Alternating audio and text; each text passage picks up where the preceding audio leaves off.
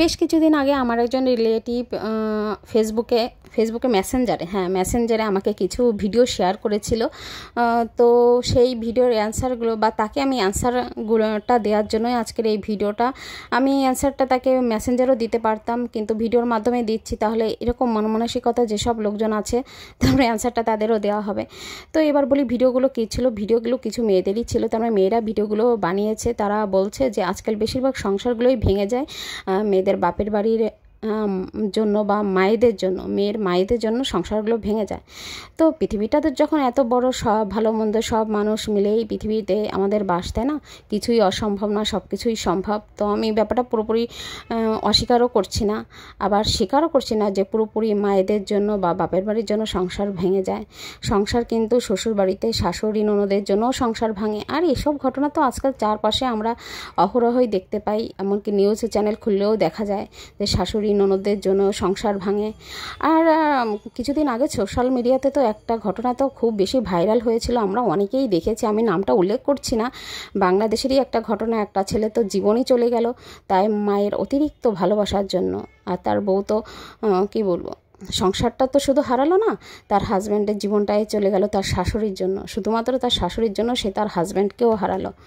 তো তাকে আমি বলবো, তোমার কি এই ঘটনাটা বা এই ভিডিওগুলোকে চোখে পড়েনি? তখন তো কি বলবো, ফেসবুক খুলে শুধুমাত্র এই ভিডিওগুলোই তার মানে সামনে আসতো, ওই ঘটনার ভিডিওগুলোই সামনে আসতো। তা তুমি যদি আমাকে এই দুই রকমই ভিডিও ক্লিপগুলো পাঠাতে বা মেসেঞ্জারে শেয়ার করতে, আমার কিন্তু খারাপটা লাগতো না।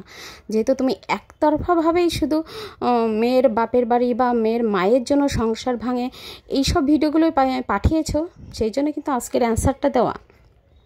আর আমি এটা বুঝলাম না যে তুমি আমাকেই কেন এই ভিডিওগুলো পাঠিয়েছো।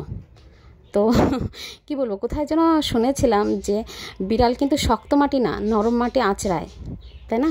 তো ব্যাপারটা হয়তো সেরকম কিছুটা। তো তাকে আমি বলছি, তুমি তো এখনও বিয়ে করোনি, বিয়েটা আগে করো। বিয়ে করে বাবা মা বউ নিয়ে একসাথে ভালো থাকো, সংসার করো। আমি কারো অমঙ্গল চাই না, একসাথে সংসার করে ভালো থাকো, কেমন? আর একটা কথা বলি, যে মেয়েটা বিয়ের পরে শ্বশুরবাড়িতে এসে শ্বশুর শাশুড়ি ননদ ভাসুর নিয়ে সংসার করে না, সেই মেয়েটা লাইফ।